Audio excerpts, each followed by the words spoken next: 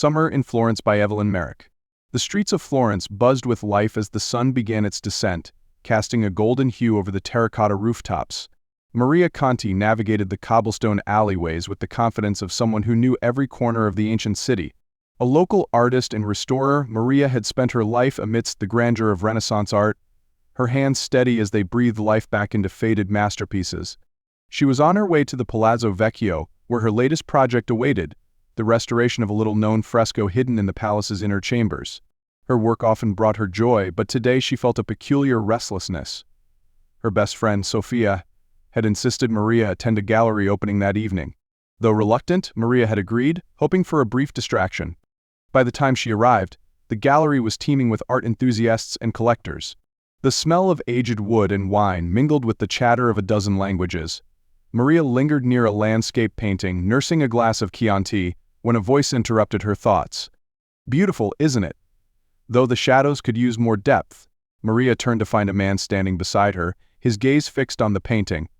His accent was unmistakably British, his demeanor effortlessly charming. "The shadows are deliberate," Maria replied, her tone light. The artist intended to create an interplay between light and darkness, mirroring human nature. The man's lips curved into a smile. "A fascinating interpretation. I'm James Radcliffe, and you are?" "Maria Conti," she said, extending her hand. "Local restorer and occasional critic." "A pleasure, Maria." James's handshake was firm but not overpowering. "I'm an art historian visiting from London. Perhaps you could enlighten me about Florence's hidden treasures?" The evening unfolded with surprising ease. Maria found herself captivated by James's wit and his genuine curiosity about her work.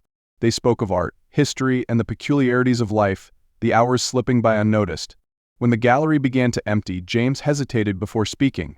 "Would you join me for coffee tomorrow? I'd love to continue our conversation." Maria hesitated, her practical side warning against hasty decisions. But something in James's earnestness made her nod.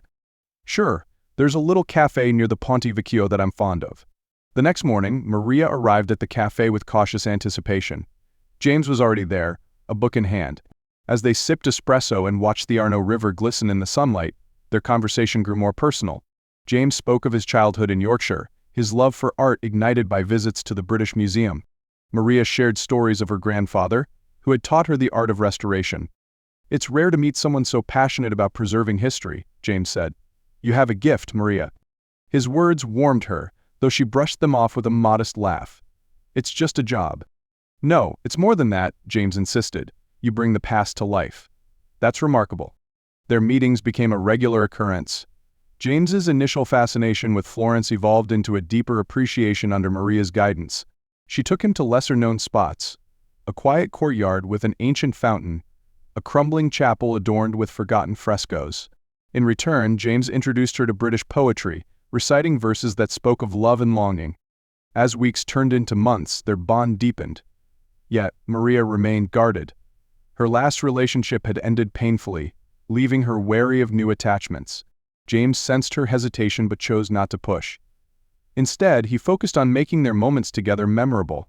One evening, as they strolled through the Boboli Gardens, James paused by a stone bench. The moonlight bathed the gardens in a silvery glow, the air tinged with the scent of jasmine. "Maria," James began, his voice steady, "I don't know what the future holds, but I know I don't want to leave Florence without knowing if there's a chance for us." Maria's breath caught. She had grown to cherish James's presence, but fear still lingered. "James, I need time." He nodded, his expression understanding.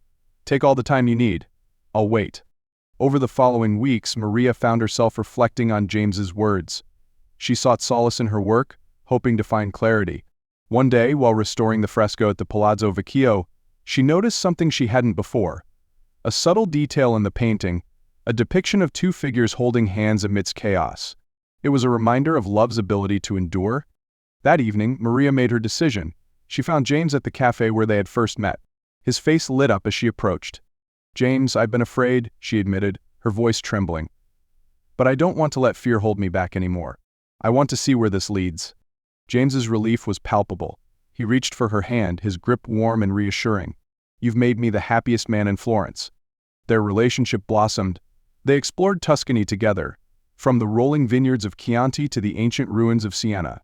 Each journey brought new discoveries, not just about the world but about each other. Maria's walls slowly crumbled as she let James into her life completely. One crisp autumn morning, as they wandered through the Uffizi Gallery, James stopped in front of a painting by Botticelli.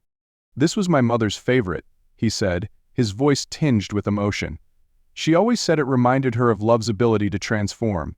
Maria placed a hand on his arm. "She sounds like a wise woman." James smiled. "She was. And I think she'd approve of you." As winter approached, James revealed he had to return to London temporarily for a lecture series. The news was bittersweet, but Maria supported him wholeheartedly. "Florence will wait for you," she said, her voice steady despite the ache in her heart. James's departure was harder than Maria anticipated, yet their frequent letters bridged the distance.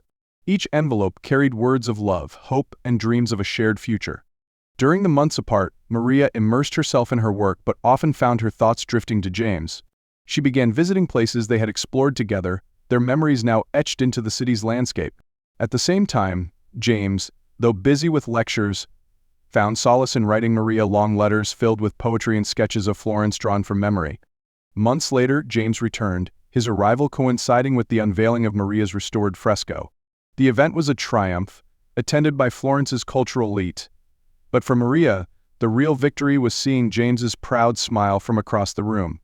After the celebration, they stood on the steps of the Palazzo Vecchio, the city spread out before them. "Maria," James said, taking her hands in his, "Florence brought us together, but I want our story to continue no matter where we are.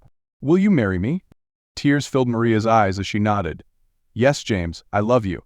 Their love story, like the art they both cherished, was a testament to beauty's ability to endure. Together they embarked on a new chapter, their hearts forever intertwined amidst the timeless charm of Florence.